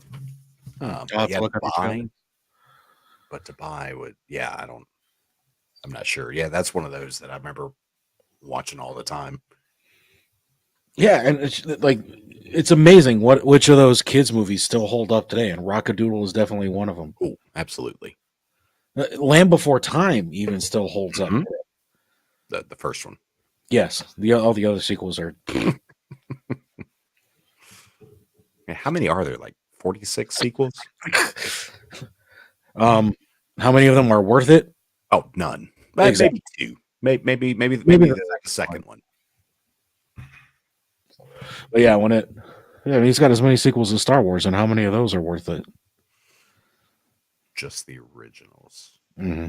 Exactly. Well, maybe Battle and Revenge of the Sith. Yeah, I was going to say maybe Revenge of the Sith. Yeah. Just because but see, it stinks because we can't talk movies all that much with Josh because he's not a movie guy. He hadn't seen them all. Yeah. Got homework for you, man. Watch the shit. Oh, I'm just listening. I'm aware of that, but no, Drop Dead Fred, it's got a very unique cult following, I will say. But some of the stuff that I found about the movie, and even just heard on some of the special features on the Vinegar Syndrome DVD or Blu-ray, just how some studios were like, yeah, we'll put the movie out, but we want this cast. Or we'll do it as long as it's not Rick Mayall as Fred. Or, just certain things like that. And it's just like, but obviously looking back at it now, almost 31 years later, how could anybody but Rick Mayall have been Fred? Mm-hmm. But for those that may not know what Drop Dead Fred is, Drop Dead Fred is a movie starring Phoebe Cates not too long after Gremlins. I want to say maybe Gremlins 2 too. I don't like hearing myself. But so Phoebe Cates was hot, let's just say, at this time. One. Yes. And Rick Mayall was a bit actor in the UK, very well known in the UK. They had a show called The Young Ones there that was kind of like Saturday Night Live, but for British audiences. Okay. He had a huge following over there. Phoebe Cates is having problems with her husband. Her husband just left her for another woman. She goes back home with her mother, and she discovers that her old imaginary friend from when she was growing up is still there, and her imaginary friend's name is Drop Dead Fred. And so it's basically a story of how her imaginary friend helped her realize what was more important in life and helped her get back to being okay with who she is. And the only way he can go back to the land of imaginary friend people, I guess is the way to put it, is for her to finally be okay with the changes that are happening in her life.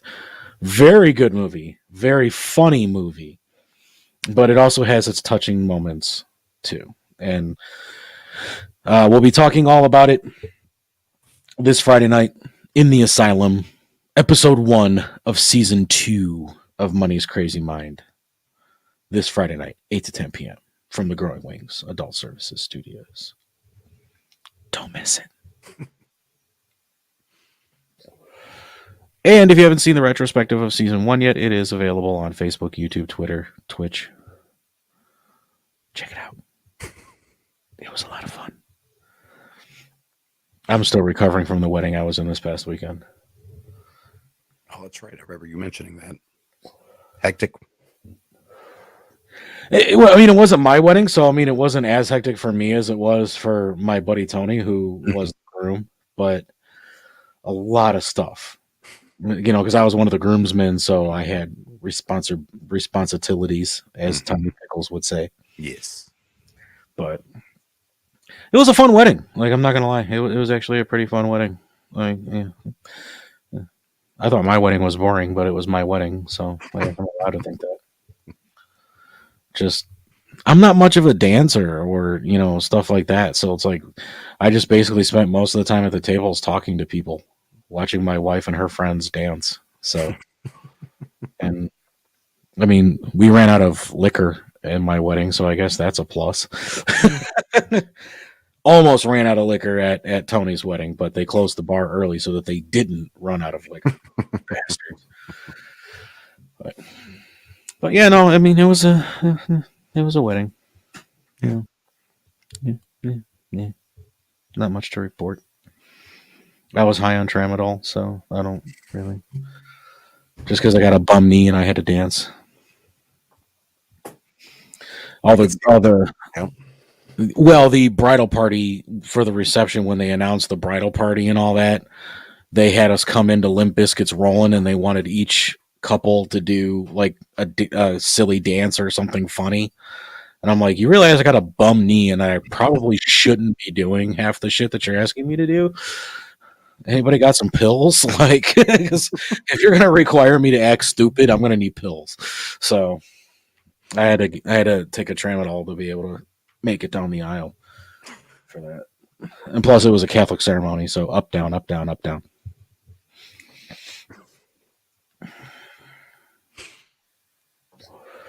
All right. Yeah.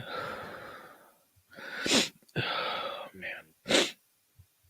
It's getting chilly in my basement. I keep it pretty chilly in my apartment. But so you guys excited for this John Wayne Gacy thing? Oh yeah. Yeah, I was big true crime growing up, and then been in and out of it. So it'd be nice to get back into it. There is another one that I want to do that I'm probably going to try to span out and probably make it a trilogy, only because of how long the case has been going on. To me, it's still unsolved. To the state of Arkansas, it's solved. But ask millions of people around the world, the case is still not solved.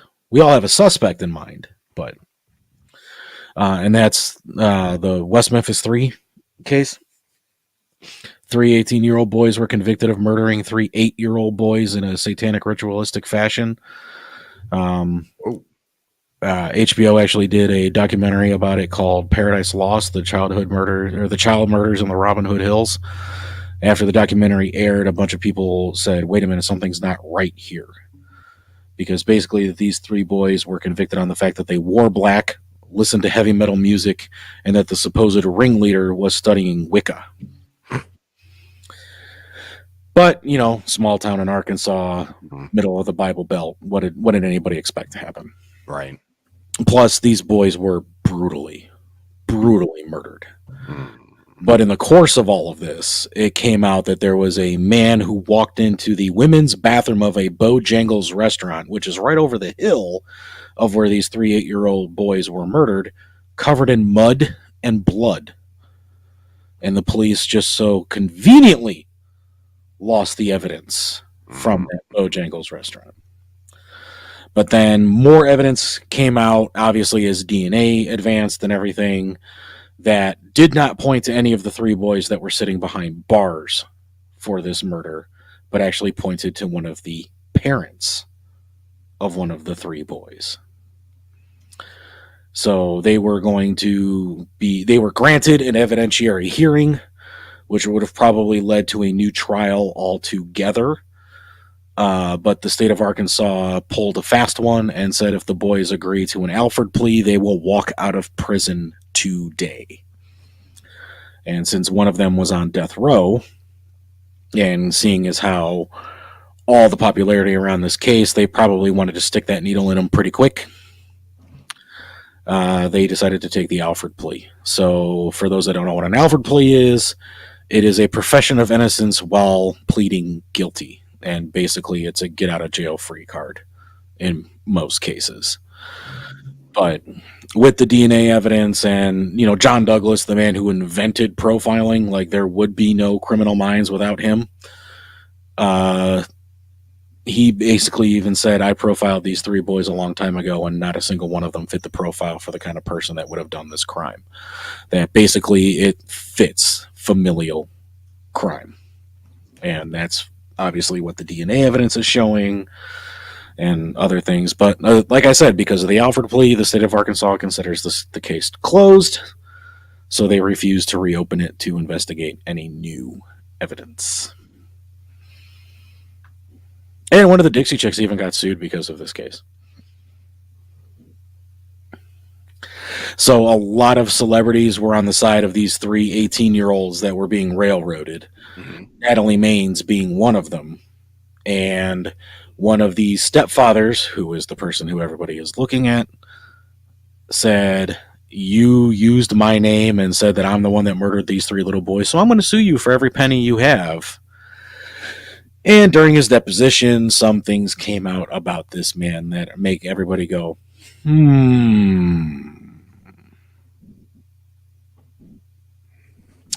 So there's actually 4 full-length documentaries that I know about.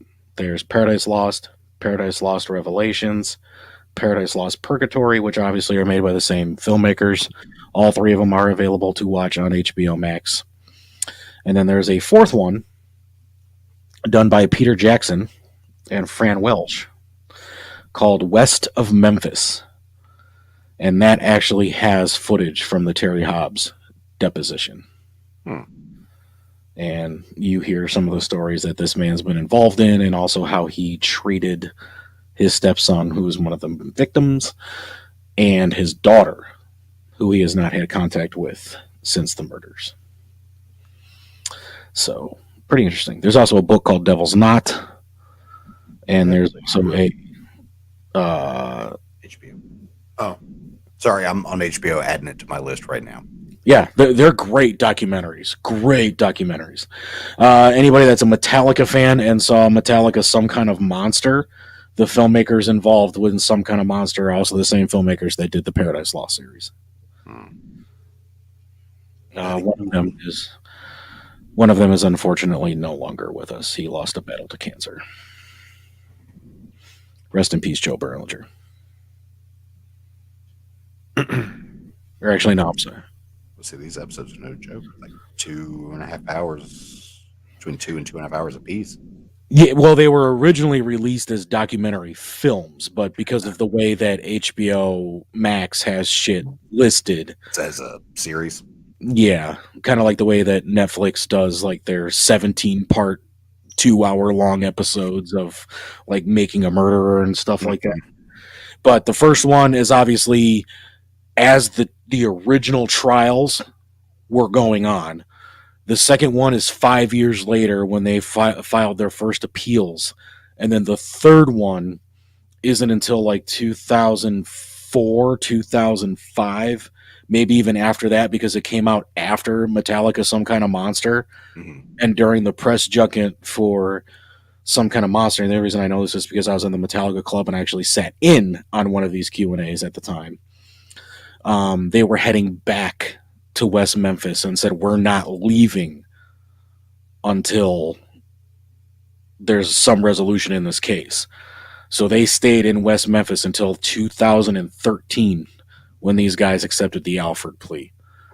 So it took a long time to get part 3, but no, they're great documentaries. In my opinion, they are not biased at all. Because like even after watching the first one, I'm like, wait a second, what the hell happened here? Like, I thought these 3 guys were guilty, but now I'm not seeing any reason why they were even convicted. And then when they did part 2 with the appeals and everything, you're like, oh, that's why, because they didn't do it. So, it's one. And there's also like, if you guys go way back into the archives of Money's Crazy Mind, I did a false confession series on one of the 3 guys in this, Jesse Miskelly, and read his quote unquote confessions that he gave the West Memphis Police Department. And if you've seen Making a Murderer, you'll sit there and be like, wow, that sounds really familiar. So a lot of interesting stuff there. I'm just killing time because you guys got 2 minutes left. So you want us to read off the schedule? Sure. Okay. After you, sir. Beauty before age. I had to think about how to say that reversed. Wait, neither of us got the beauty. No, but I got the age. 3 years. Yay. All right. Man, So I mean, I can be Beauty if you want. yeah, there you go. Someone's got to be. It ain't me. All right. I'll kick it Mondays are Just Therapy with Sean Boyd. And is that Ms. Katie?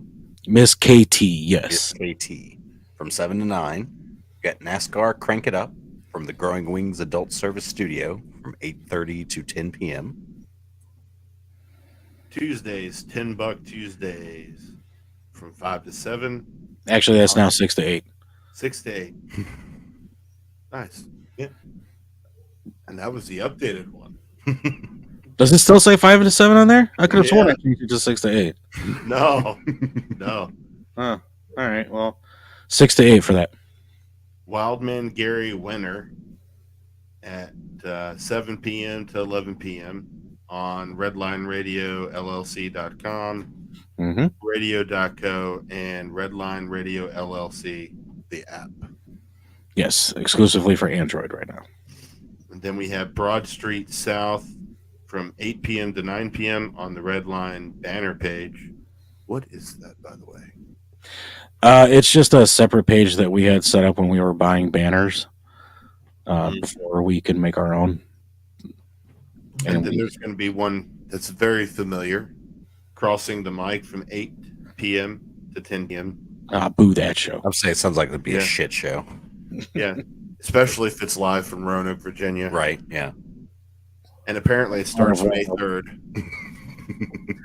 Oh, it's also part of Beyond Roanoke Entertainment. I mean, it's just, Yeah, who comes up with a name like that? I mean, honestly. Sound like a bunch of assholes. that wear movies gear. Wednesdays is Money's Crazy Soundtrack from 4 to 6, exclusively on redlineradio.llc.com. This week we are spotlighting a band from Detroit by the name of Critical Bill. So if you guys like rock rap like Limp Bizkit, Linkin Park, be a good one to check out. Nice. Sugar and Spice from the Growing Wings Adult Services Studio, 5 to 7. They are talking about stress in relationships and how much of it you can tolerate before you say, fuck this shit. Could use that from past relationships. Right? Continuing to Serve from the Growing Wings Adult Services Studio every other Wednesday, 7 to 9 p.m. And this is that Wednesday. So it is this Wednesday, tomorrow. Yes. Okay. Yes. You got Talking About Balls from the Growing Wings Adult Services Studio every other Wednesday, 9:30 to 11. That'll be next week. Okay. So they're on. They are not on this week. Yeah. Okay. They're on the opposite of each other. Amazing how I set that up, isn't it? Yeah. Almost as a planned. And Thursday we have the Lex Vegas show from 7 to 8. Broad Street South from 8 to 9. And then Club Pizzle from 9 to 10. But that's not starting until June 2nd. That one's up to date. Ow. Yeah, see, it's not so funny when you do it. Actually, it's just funny. All right, let's see. Fridays. I don't think there's anything good coming on Fridays. There's not. Yeah, just that retrospective about Drop Dead Fred from 8 to 9. Okay, no, never mind. That's good. Yeah, that should definitely be it. Start of season 2 of Money's Crazy Mind. Oh, that's 8 to 10 on Fridays, correct? Yes. And then on Saturday, 4th and 15th with Mel and Smooth from 2 to 4. The pre-game show from 6 to 8. Cocktails and comedy with Jin from 7 to 8. I need to do it like that. So what voice are you going with that one? I don't know. Fair enough. On Sundays, it's really funny out there. 5 to 6:55 p.m. Was it funny? Depends who you ask. Still see Renegades for the Growing Wings Adult Services Studio from 7 to 9. And we return in July when training camp opens for the Pittsburgh Steelers. So what exactly is available on DOS app? Or If we hit the go live button, every show on Redline Radio will be available on the app. But 99.999999999% of the time, it's 24-hour live music. And I've been updating the playlist to add some different stuff because apparently a lot of people were saying it's the Bob Seger channel. So I've been trying to add some new stuff to it. Basically, any song that I play on Money's Crazy Soundtrack gets added to the playlist the week after. So anything that I've ever played on Money's Crazy Soundtrack, unless it already exists, in our playlist is added to the playlist. And plus, I've been adding some other stuff to it as well, just to try to get some mixture onto it. As soon as I figure out how to make it work, you guys will be going live on radio.co every week. Nice. I just got to figure out that.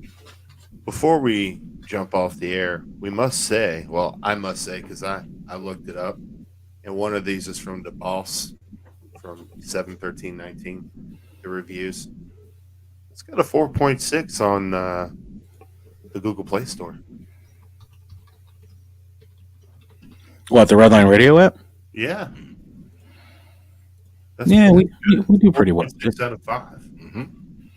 We do pretty well with it. It's got over 100 downloads, but it's mature 17 plus. Oh, yes. Tyler, you can't listen to it.